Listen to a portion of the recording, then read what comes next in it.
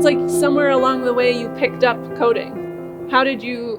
When did you learn the coding that you know? So, I took a Pascal class when I was an undergraduate, right? So way back when. Yeah. I think I took a C class when I was in graduate school. Mm-hmm. So I'd always done a little bit of coding, but I wasn't by any means an expert. Mm-hmm. Definitely in graduate school in statistics, they used R. And so I became fairly proficient with R there.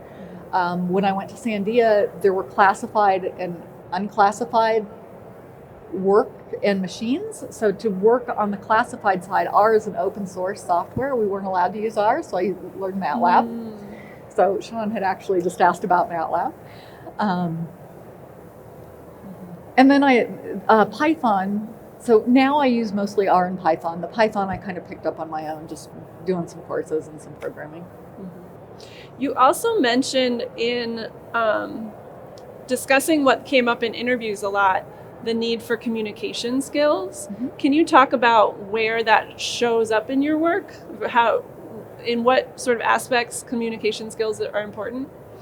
Yeah, so different jobs in different ways. But I think always,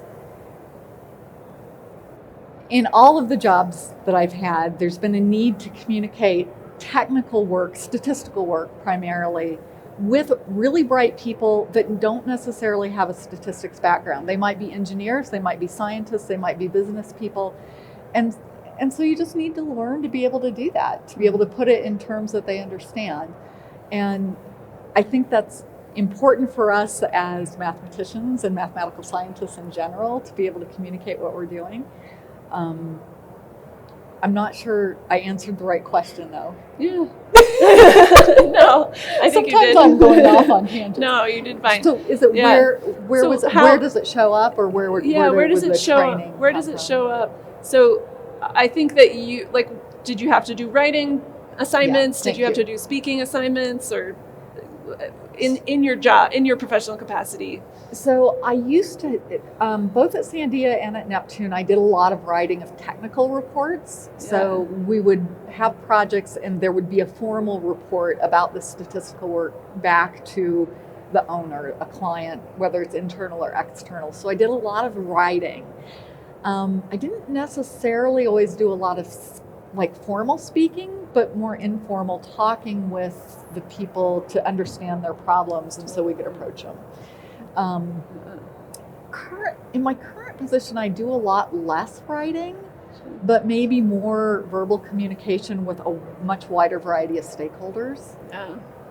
Where do you feel like you picked up the communication skills that you need in order to be successful at that? Teaching. Yeah. I think definitely teaching was part of that. When you're explaining technical stuff to students who haven't seen it before, it's somewhat the same. I think asking students to write about mathematical stuff and reading their writing and trying to help them become better writers helped me become a better writer. Going back further in graduate school, one professor in particular, Roger Wiegand, was incredibly good about reading what we wrote and offering feedback. And so I think I learned a lot in that context, and from my advisor as well. He also provided a lot of feedback when I was writing my thesis. Mm-hmm.